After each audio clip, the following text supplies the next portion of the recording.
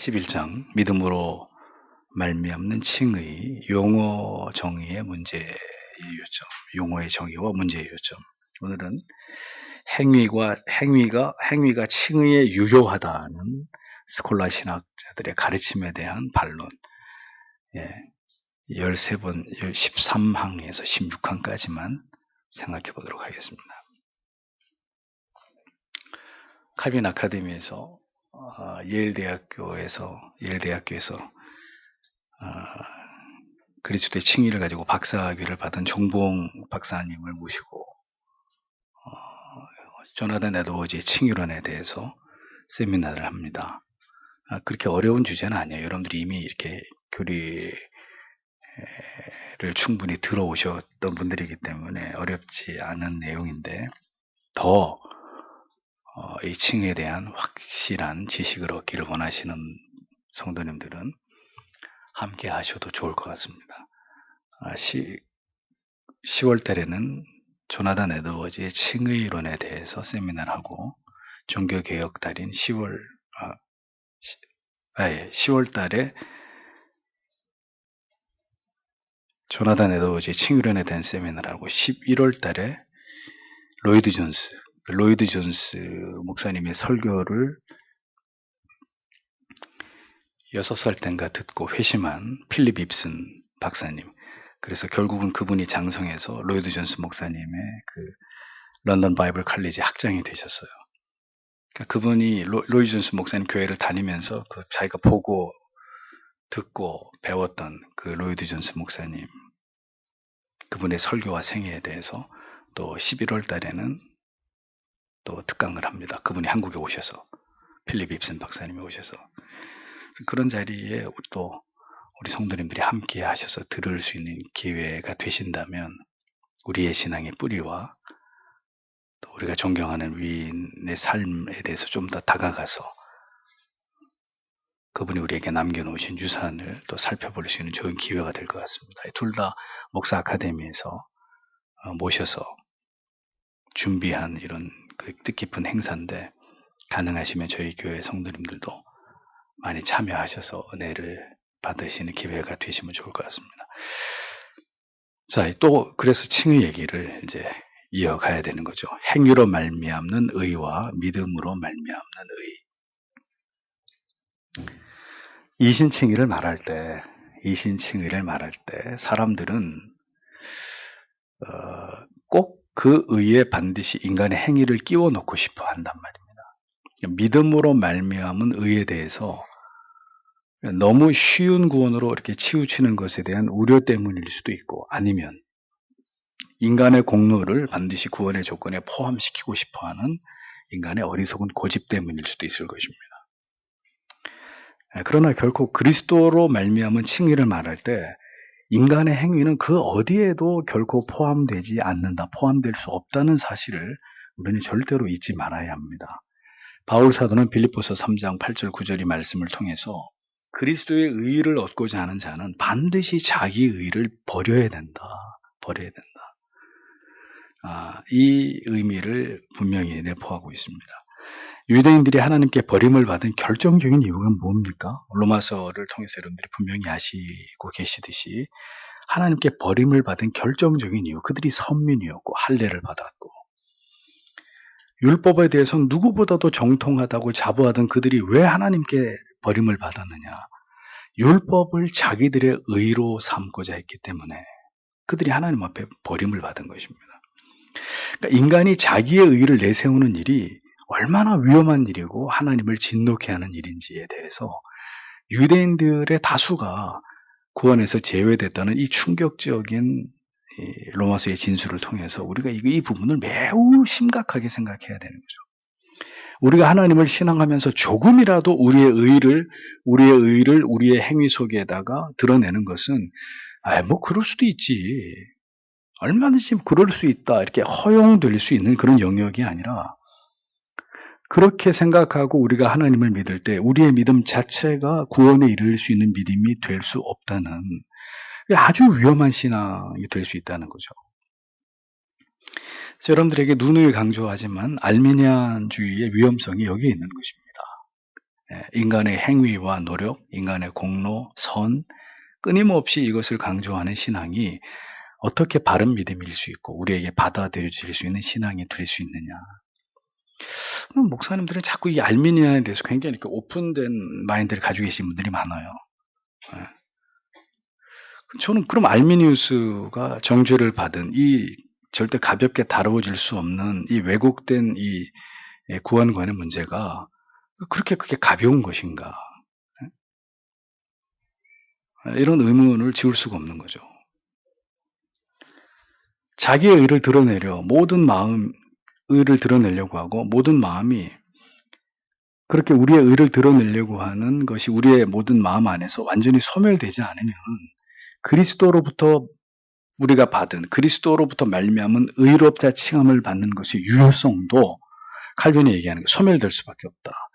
인간이 하나님의 전적인 의롭다 칭함을 받아서 구원을 받아놓고도 자꾸 자기 안에 있는 의로 말미암은 어떤 공로, 구원, 자꾸 이렇게 내 의를 드러내려고 하는 것에서 그 미련을 버리지 못하고 계속 거기에 붙들리고 거기에 이렇게 몰입하게 되면 그리스도로부터 말미암은 의롭다 칭함을 받은 그러니까 이게 소멸된다는 뜻이 아니고 원래 이 칭의는 소멸될 수 없는 법정적 용어이기 때문에 선포되고 끝나는 것인데도 불구하고 이렇게 표현한 것은 그러니까 그런 자기 의에 계속 집착하고 거기에 붙들리는 신앙이라면 구원 안에 있었던 신앙이 처음부터 아니었다는 얘기죠. 그만큼 인간이 자기 의를 드러내는 것, 구원에 자기의 행위를 자꾸 집어넣으려고 하는 이러한 인간의 사고는 굉장히 저주스러운 생각인 거예요. 정상적인 경우에는 이렇게 인간의 의를 고집하고 드러내고 자랑하고 이런 생각들이 얼마나 위험한 생각인지를 알고 철저하게 이것을 부정해야 그것이 정말 바른 구원관을 붙들고 하나님의 은혜로 믿음의 길을 걸어가는 사람의 정상적인 모습이 되는 거예요. 하나님 인간의 의와 그리스도로 말미암은 의는 절대로 양립될 수 없습니다. 성도의 마음 안에 영혼 안에 양립될 수 없습니다.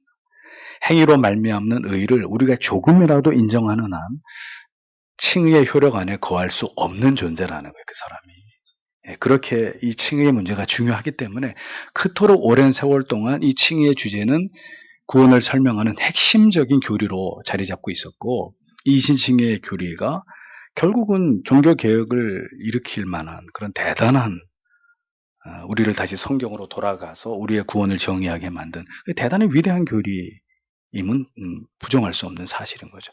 그래서 이것을 정확하게 알고 그 이신칭의 위대한 복음을 빛바라게 하는 것이 인간의 자기의, 자기 행위, 자기를 드러냄이라는 것에 대해서 성도는 분명한 이해를 가지고 있어야 하는 것입니다. 참된 신앙은 우리 안에서 우리가 자랑할 만한 모든 것들을 제거합니다. 믿음이 있다고 하면서도 그의 말과 행위 속에서 걸핏하면 자신에 대한 자랑이 묻어나는 사람은 그 사람의 신앙은 참으로 불안정하고 불안한 그런 믿음일 수밖에 없는 거예요. 그래서 주의하고 또 주의하지 않으면 안 돼요.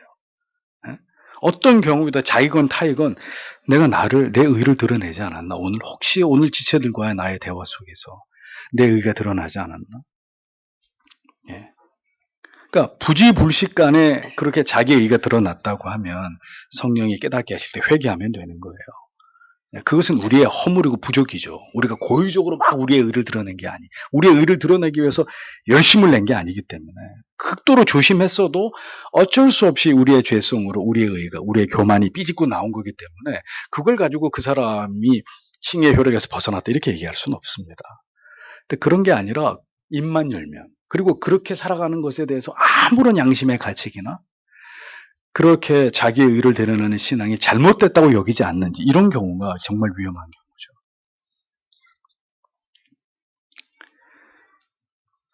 주의하고 또 주의하지 않으면 안 되는 것입니다. 자기 자신이 자기를 자랑하기를 좋아하는 사람이라는 사실을 성령께서 분명하게 깨닫게 해주셔서 돌이키고 또 돌이켜서 회개하지 않으면 그럼 그 사람은 참된 믿음을 가진 사람이 아니에요. 교회 와서 늘 자랑하는 자기를 드러내고 자랑하는 것에 그 양심의 화인을 맞아가지고 그게 그렇게 하는 게 부끄러운지도 모르고 하나님 앞에 창피하다고 생각하지도 않는 사람인 경우에는 심각한 거예요. 그의 영혼이.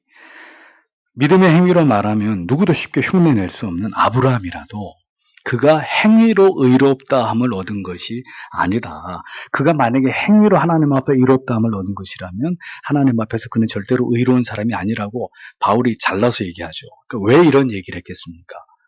로마서는 전통적인 율법주의에 찌들어 있었던 유대인들에게 이보다 더 강력할 수 없을 만큼 그들이 가장 훌륭하게 여기는 그들의 믿음의 조상인 아브라함의 예를 들어가면서까지 유대인들의 이 자기의에 사로잡혀 있는 율법주의적인 사악한 신앙을 사도는 맹렬히 공격을 한 겁니다. 아브라함 얘기를 끄집어내가지고 아브라함의 행위로 구원받았을 것 같으면 그는 하나님 앞에 의인이 아니다. 이것만큼 충격적인 얘기가 어디 있어요? 그 얘기는 한국 사람들한테 이순신이 나라 구한 장군이 아니다 이렇게 얘기하는 거하고 똑같아요. 누가 그걸 믿겠어요? 그러니까 유대인들한테는 그게 엄청난 충격적인 사실로 와닿아. 자기들이 볼 때는 아브라함의 그 의가 아들을 하나님 앞에 바친 그런 철저한 율법주의적인 그런 순종에서 나왔다고 철떡같이 믿고 있는데 바울이 거기다 대고 폭탄 선언을 하는 거죠. 아브라함의 의는 행위에서 나온 게 아니야. 만약에 아브라함의 의가 행위에서 나왔다고 믿는다면 그 사람은 하나님 앞에서 절대로 의로운 사람이 하나님의 사람이 아닌 거야. 그러니까 유대인들한테는 바울이 얘기하는 이 얘기만큼 사실은 충격적인 얘기가 없었을 거라는 겁니다. 그런데도 의도적으로 바울이 핵폭탄을 터뜨리는 거죠. 유대인들한테. 얼마나 자기 일을 드러내는 그들의 신앙이 잘못된 것인지를 분명하게 밝히기 위해서 사도가 의도적으로 아브라함의 예를 들어서 이 사실을 밝혔던 것입니다.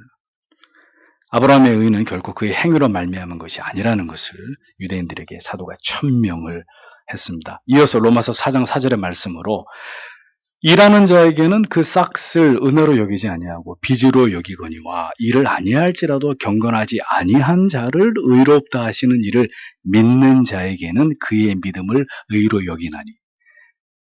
그래서 무엇이 의로 여겨지는 것이냐? 행위냐? 아니다. 하나님의 은혜다. 분명하게 로마서가 이것을 유대인들의 가슴 속에다 각인하고 있었던 하나님께서 의로 여기시는 기준은 절대로 인간의 행위에 있지 않다. 의롭다고 여겨주시는 하나님의 전적인 은혜이지. 의롭지 않은 자에게 의롭다고 여겨주시는 아들의 피를 믿는 그 믿음을 통해서 의롭다고 여겨주시는 그 하나님의 은혜에 있는 거지 인간의 의에 있지 않다. 이걸 그렇게 로마서에서 바울은 강조를 했던 것입니다. 은혜로 말미암는 의는 믿음을 통해서 주어지는 것이고 행위의 공로로 말미암은 게 아니라는 걸 여러 차례에 걸쳐서 또 확증하고 논증하고 있는 것을 보여주는 거죠. 인간의 행위는 그리스도로 말미암은 의와 전혀 무관한 것이고 우리의 구원과 믿음과 우리의 의, 우리의 행위와 노력에서 비롯된다고 여기는 모든 신앙은 반드시 말씀드립니다. 구원과 무관한 신앙이 된다. 예수를 믿는다고 하면서도 부지런히 자기의 삶에서 의를 찾고 끊임없이 자기의 의를 드러내는 사람의 믿음은 구원 밖에 있는 믿음인 거예요. 여러분 정확히 아셔야 됩니다.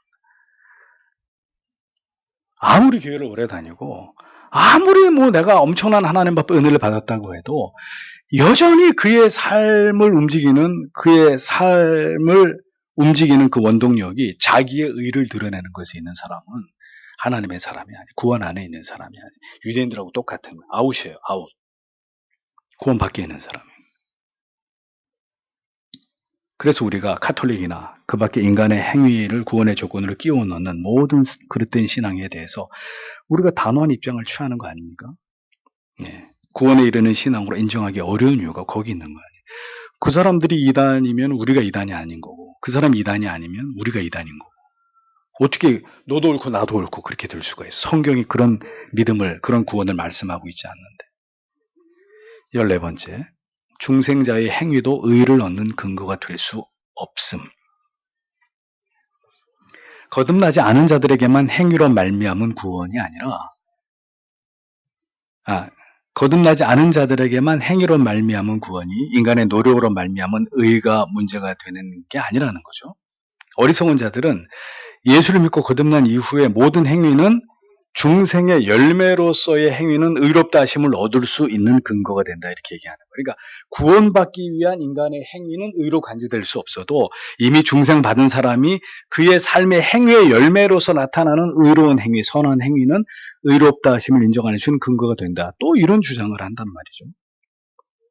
구원을 얻기 위한 행위적 의만 문제가 되는 게 아니라 거듭난 성도를 할지라도 자기의 모든 행위를 의로 삼을 경우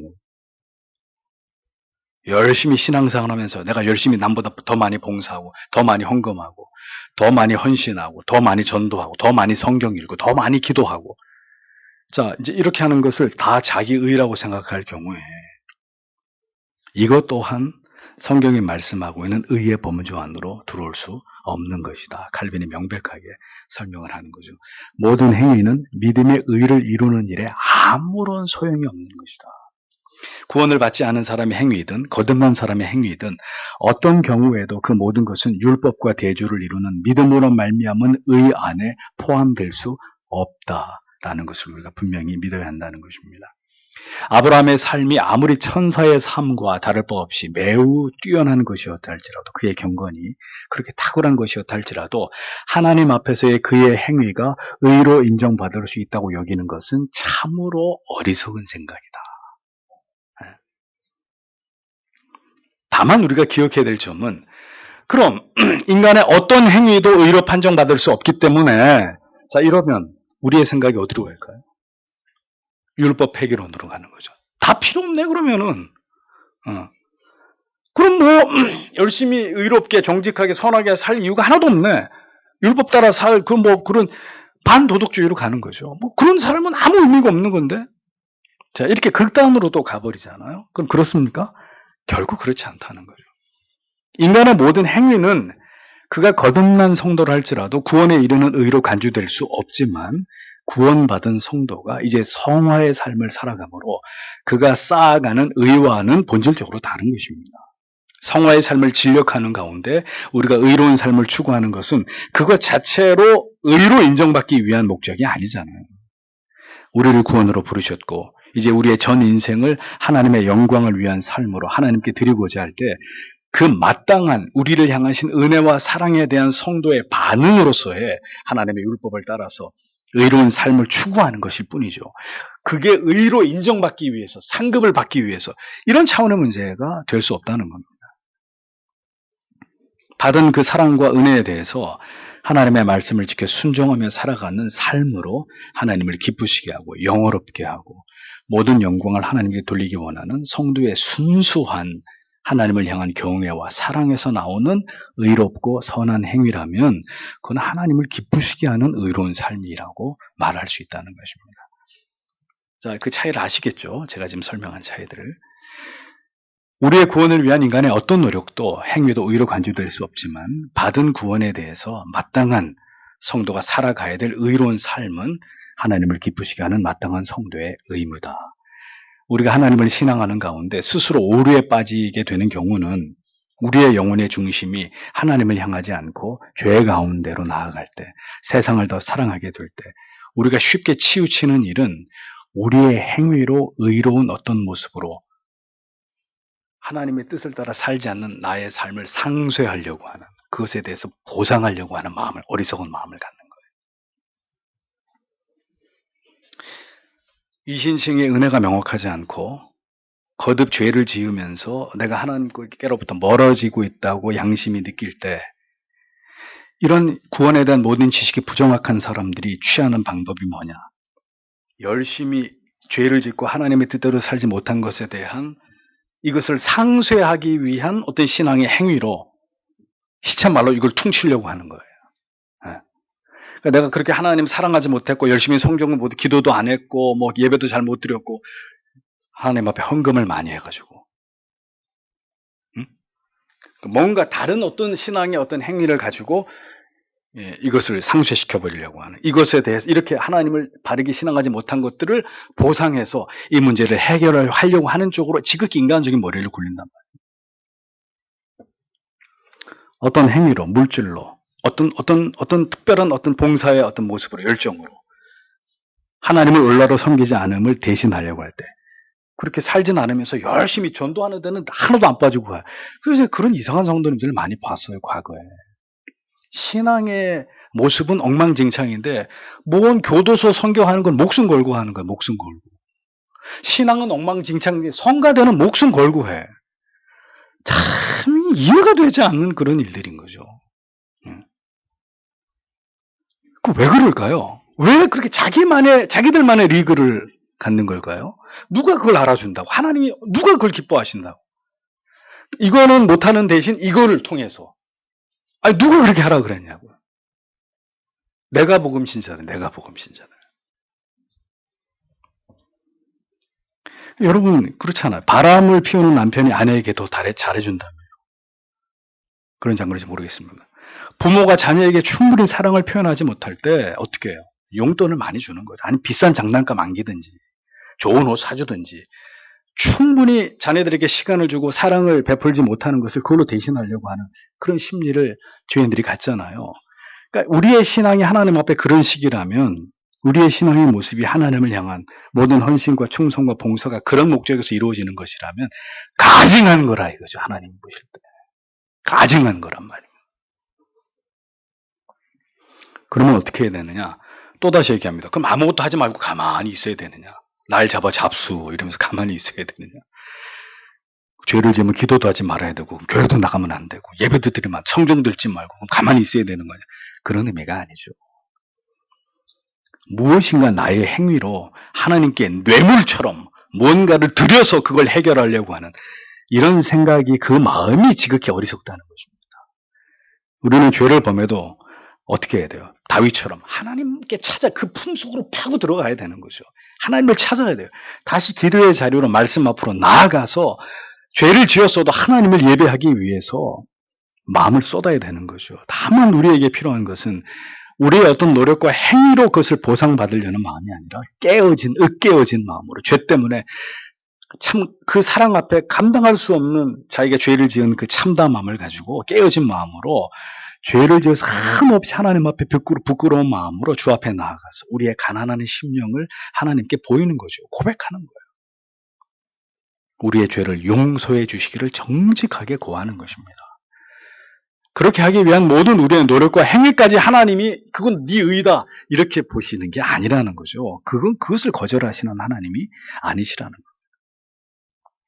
거듭난 성도의 모든 행위와 그 삶의 중심이 무엇에 맞추어져 있고 무엇을 깊이 의식하는가에 따라서 그의 삶과 행위가 전혀 하나님이 인정하시지 않는 의와 가식과 위선이 될 수 있는 것이고, 반대로 하나님을 지극히 기쁘시게 하는 성도의 아름답고 진실된 가난한 그의 영혼과 그의 삶이 될 수도 있는 것이라는 것입니다. 15번째, 로마 교회가 가르치는 은혜. 율법을 온전히 지킬 때 우리는 분명히 의로워질 수 있습니다. 이건 틀린 얘기가 아니에요. 그렇죠? 율법을 100% 지키면 우리는 분명히 의로워질 수 있습니다. 다만 문제는 우리에게 그럴 능력이 전무하기 때문에 의로워지기 위해서 율법의 행위를 온전히 행하는 일은 불가능한 일이다. 부인할 수 없는 사실입니다. 캐톨릭은 믿음을 설명하기를 자기들의 공로에 대해서 하나님께서 상급을 주시기를 기다리는 마음의 확신이다. 뭘 이렇게 어렵게 얘기하는지 모르겠어요. 아무튼 그렇게 이해했습니다. 그러니까 열심히 살면 하나님이 그 삶을 보시고 그 선한 행위를 보시고 상급으로 더 큰 믿음을 주신다. 확신을 주신다. 이렇게 이해하는 거예요. 그러니까 캐톨릭 신자들 잘 보세요. 열심히 믿고 선을 행하면 캐톨릭 신자들은 자기의 구원의 확신이 강화되고 충만해지는 것이라고 여겨요. 만약에 믿음이 시들해지고 자신이 선을 행하지 않고 죄를 지으면 어떻게 된다고 생각해요? 믿음이 점점 이렇게 소멸돼가지고 결국 구원의 확신까지 사라져버린다고 생각하는. 하나님의 은혜가 값없이 우리에게 그리스도로 말미암은 의를 전가시켜 주신 것으로 이해하지 않고 하나님의 은혜가 이미 그 하나님의 의가 주입된 우리에게 거룩한 삶을 살아가도록 돕는 것이라고, 하나님의 은혜는 그 정도라고 이렇게 이해하는 거예요. 의가 주입되었다면 자기들이 의롭다고 여겨야 되는데, 의가 주입돼서 자기들이 완전히 의로운 사람이 됐다고 자기들 스스로가 자기들을 보면서 확신할 수 있어야 되는데 이게 참 모순일 수밖에 없는 게 의가 주입돼서 의인이 됐는데 왜 죄를 저질러요 그러면? 예. 자기들이 죄를 지으면서 전혀 의롭지 않는 삶을 살아감으로 자기들의 믿음이 의가 주입돼서 의인이 됐다고 하는데 자기들의 믿음은 점점 약화되는 것에 대한 두려움과 불안감을 떨치지 못하는 이런 지극히 모순된 상태에 캐톨릭 신자들이 있게 된단 말이에요. 그러니까 생각해 보세요. 그 캐톨릭 신자들이 믿는 믿음이라고 하는 게 얼마나 가변적이고 얼마나 불안하고 불완전한지. 예? 그 맨날 이 캐톨릭 신자들은 구원 받았다가 안 받았다가 받았다 안 받았다 이 사이를 끊임없이 왔다 갔다 하는 거예요. 선행을 베풀고 열심히 교회 가서 미사 드리고 그렇게 하면 구원 받은 것 같고 거기서부터 쭉 미끄러져가지고 자기 멋대로 죄를 짓고 살고 있으면 나는 구원 못 받았다고 이렇게 얘기한단 말이에요. 그러니까 그런 인간적 불안감을 해소하기 위해서 사제에게 매달리고 고해라는 수단을 통해서 해결되지 않은 자기의 죄의 짐을 벗어 던지려고 애를 쓰는 이런 신앙을 보일 수밖에 없는 거죠. 결국 이러한 이신칭의 복음을 올바로 이해하지 못하고 자꾸 인간의 행위를 강조하면서 하나님의 은혜가 마치 인간의 노력과 행위에 의해서 좌우되는 것처럼 성경의 진리에서 벗어나게 될 때 결국은 알미니안주의나 펠라기우스주의 같은 인간의 의지적 선택, 인간의 노력에 대해서 구원의 여부가 결정되는 의로워지고 의로워지지 않고가 결론된다고 믿는 중대한 신앙의 오류에서 벗어날 수 없게 되는 것입니다. 그러니까 우리의 믿음이라고 하는 것이 이신칭의 믿음에 확고하게 뿌리 내리지 않으면 알미니안적인 신앙을 가지고 쭉 달리다가 결국은 구원으로 꼬리나면 되는데 이렇게 쭉 달리다가 이렇게 결국 빗나가게 됩니다. 그런 믿음으로는 결국은 그 완전한 구원의 목표점까지 도달하기 어려운 거지. 가다가 이 알미니안적인 신앙의 문제점을 깨닫고 성경의 진리를 부단히 묵상하는 가운데 이게 아니지. 구원의 일이 이게 아니야. 하고 그가 깨닫고 진리로 이렇게 방향을 틀면 그것도 성령이 하시는 것이지만 하나님의 택자 안에서 행하시는 거죠. 그렇게 된다면 다행이지만 그렇지 않은 사람은 결국은 행위를 물고 늘어지다가 계속 그 길을 가다 보면 직선으로 가서 결국 구원으로 들어갈 수 있는 게 아니라 이렇게 곁길로 빠질 상당한 위험을 감수하게 되는 거죠. 간단한 문제가 아닌 거예요. 그래서 16번째, 성경에 가르치는 칭의의 요점.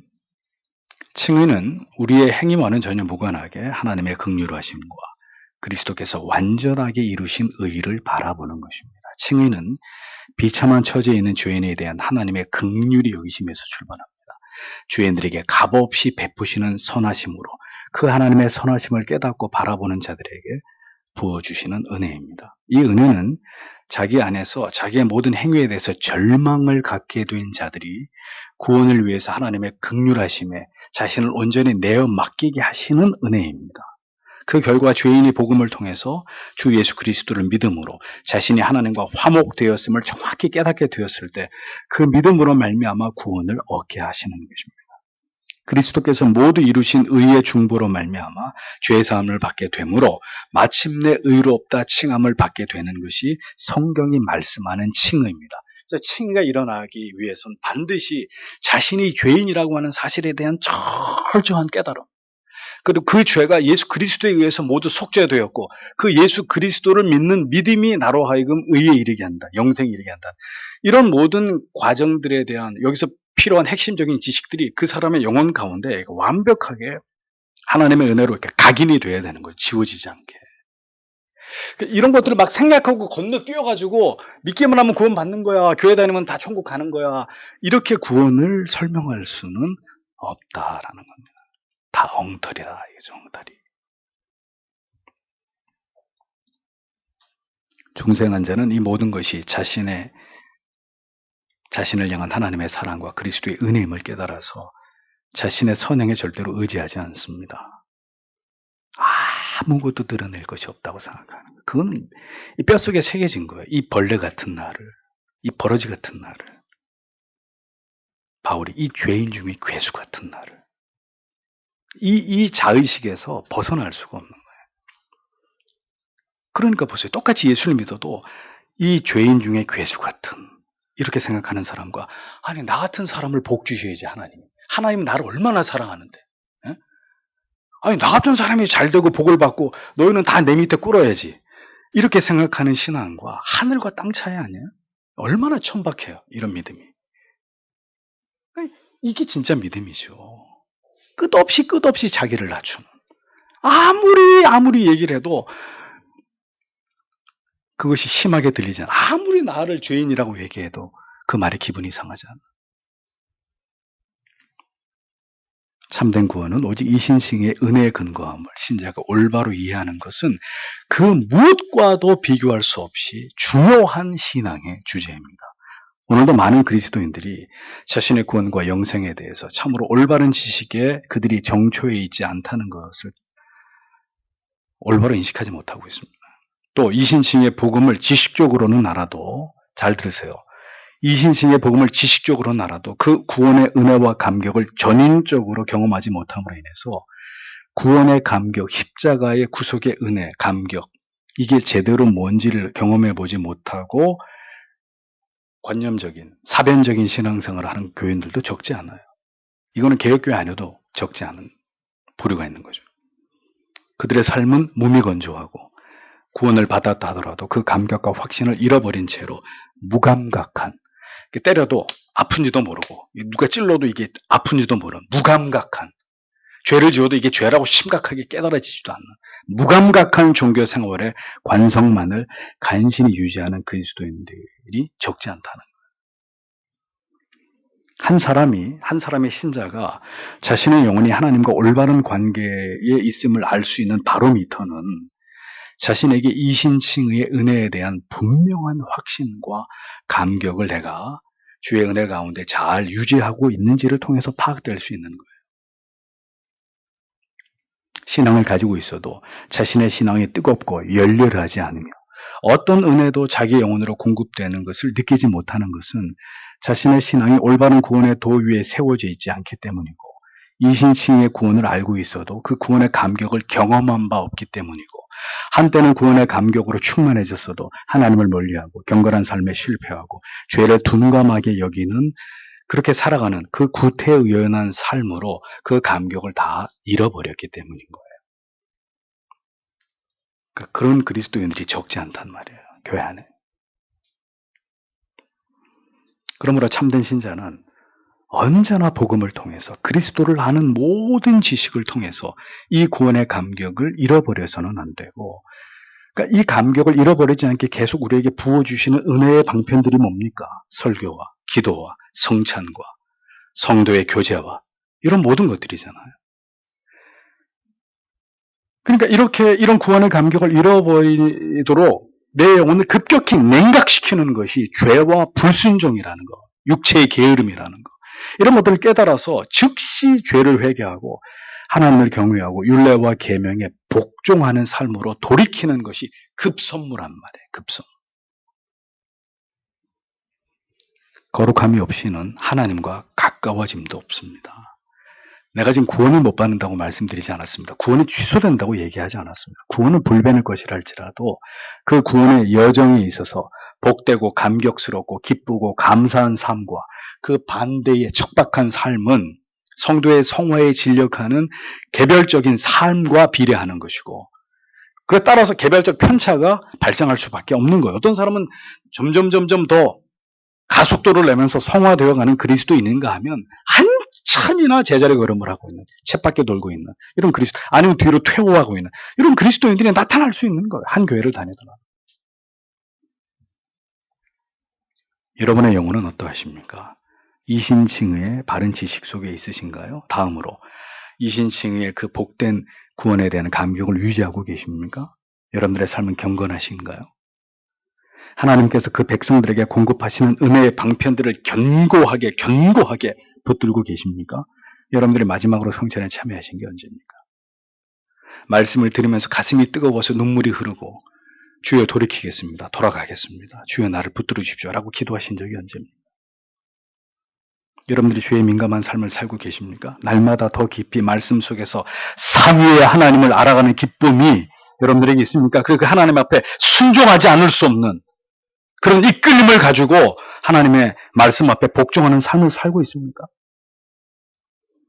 오늘 뭐 다른 그 어떤 문제보다도 그 어떤 우선순위보다도 부디 여러분의 영혼의 문제, 더 나아가서 구원의 문제를 이런 모든 교리의 말씀을 통해서 깊이 생각해 봐야 되는 거예요. 그러면 나는 어떠한가? 진리 안에서 분명한 답을 얻고 집이 멸렬하고 구태의연한 신앙의 모든 실증과 권태로부터 벗어나려고 해야죠. 벗어나려고. 아는 것이 아니라 경험하고 확신하는 믿음으로 나아가도록. 오늘도 하나님의 은혜에 목말라 하면서 간절히 물을 찾는 목말라 하는 사람처럼 그렇게 간절히 하나님의 긍휼히 여기심과 자비를 구하는 하나님이 나에게 베푸시는 은혜를 갈망하는 그 겸비한 마음이 있어야 하는 것입니다.